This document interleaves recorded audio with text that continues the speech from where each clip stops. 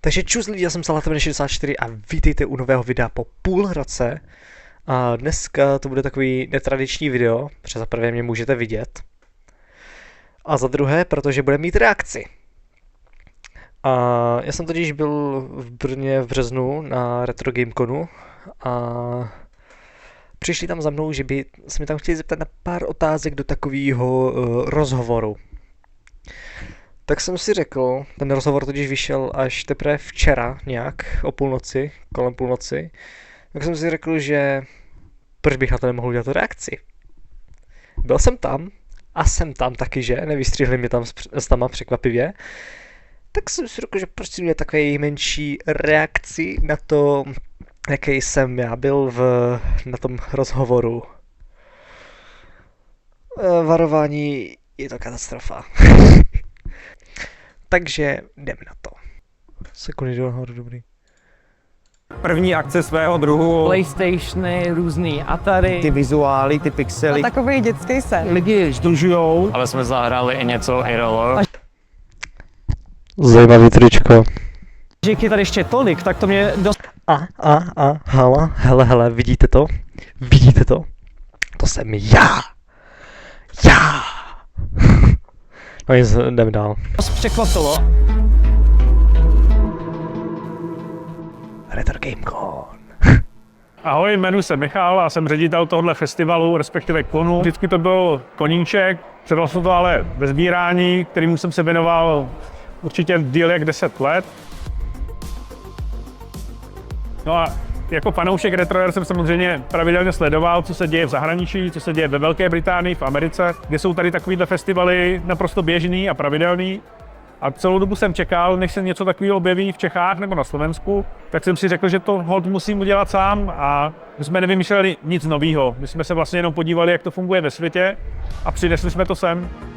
No, ale to je fakt strašně cool, že to konečně přinesl někdo do Česka, protože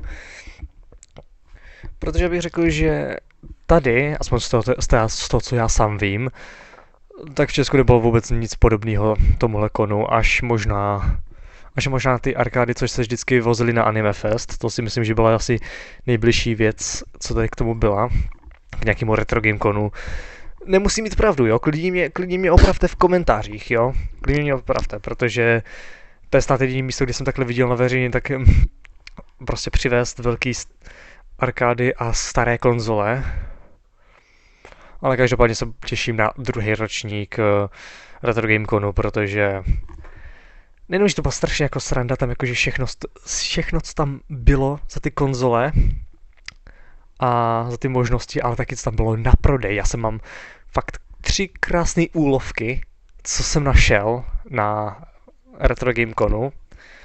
A klidně tady vám tady ukážu. Jako třeba Super Smash Bros. Melee. Je to vidět snad? Super Smash Bros. Melee pro GameCube. Ale taky jsem musel si získat nějaký japonský úlovky, jako je Haruhi Suzumiya no Yousoku pro PSP, protože to je strašně peak anime. Kdo neviděl, běžte se okamžitě podívat. Nebo taky poslední Danganronpa 2 pro PSP. Tady jsou kompletně v japonštině, takže nerozumím ani slovo, ale to peak mít ve své kolekci, je to prostě geniální. Fakt se těším na druhý ročník. Určitě tam budu. To prostě, jo. No ale fakt jsem rád za tohle. Nic, jedeme dál. Mě na retrohrách hlavně fascinuje, že v minulosti, kdy... A to jsem hned na začátku. To jsem já. Tohle jsem já. A víte, jak tam ukazuju, že na sebe, že jo, tohle jsem já. Vidíte mě. Tam je napsaný návštěvník, samozřejmě. Já nejsem jen tak ledajaký návštěvník. Oni neví, že tam přišel přímo ten a jediný Salatemen64. Kdo by mě neznal? Úplně všichni, ale... že v minulosti, kdy vlastně počítače herní konzole byly mnohem méně výkonnější než dneska, tak jsme ani dokázali udělat spoustu takových dobrých věcí, třeba jako 3D grafika na Super Nintendo ve Star Foxu, strašně fascinující to dokáže být. Asi moje srdce... já si připadám, že v tomhle s ním jako úplný debil, ale jako Loki jsem měl pravdu. Já nevím proč, ale když se tak slyším zpětně mluvit, to zní hrozně. Ale to možná jsem prostě jenom já, že jo, to je... Ale jako je to pravda, jako, že mě to celkem jako fascinuje, že 3D grafika ve Star Foxu na SNESku vypadá jako krásně celkem na ten specs, co to má. Srdcovka bude asi Super Mario 64 pro Nintendo 64. Přesně. Krása. Čekujte tu krásku. Super Mario 64. Legendární hra. Vždycky bude držet speciální místo v mém srdci. Pong klon, vlastně dvě tečky. To už nejsem já. Ale to asi všichni poznáte. Jo. Bylo to zajímavý. Protože že jo. To už nejsem já.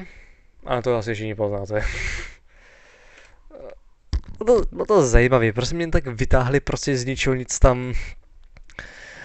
Jen tak mě tam vytáhli prostě z ničeho nic uprostřed právě že té chodby, já jsem tam šel projít, tam měli Street Fighter na Super Nintendo, tak jsem to chtěl jít omrknout, že jo, to zkusit tam a za mnou přišel nějaký, že hej, chceš být součástí tady našeho rozhovoru, tak jsem si říkal, že co? Rozhovoru? Já a rozhovor. Ne. Já nesnáším rozhovory.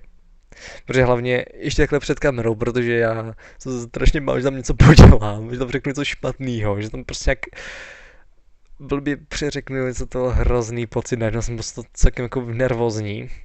Ale Loki bych řekl, že jsem to dal celkem dobře. Loki jakože jo. Jo, bylo to zajímavý. To jistě bylo, ale jsem strašně rád, že jsem zmínil Super Mario 64, protože to byla za prvé jediná hra, na kterou jsem si vzpomněl, co by mohla být moje srdcovka. Za druhé, je to asi pravda. Super Mario 64. Pokusil jsem se tam udělat ještě reakci na zbytek všech těch lidí, kteří byli v tom rozhovoru, ale nakonec jsem si řekl, že nemám vůbec nic zajímavého, co k tomu dodat a bylo by to úplně zbytečné přidávat do tohoto videa. Plus stejně. Dostal jsem se tam já do toho rozhovoru a řekl jsem si, že teda, když už jsem se tam dostal, tak bych chtěl dělat reakci na sám sebe. A tím taky promotnout trochu ten rozhovor ve svým způsobě, ale jinak už mám co dodat k ostatním, takže to je úplně všechno. Pokud se mi video líbilo, dejte like, odběr a pokud jste to zvládli až sem nakonec, tak mě napište do komentářů, jestli jste sami se šli podívat na retro game con tento rok, jestli budete příští rok. Já určitě. Geniální. Fakt geniální. Takže to je fakt všechno už. Dejte like, dejte odběr, pokud se video nelíbilo, dejte dislike a napište hate komentář. Já vám na něho dám srdíčko, to garantuju na 100%. A to je všechno, tak čus.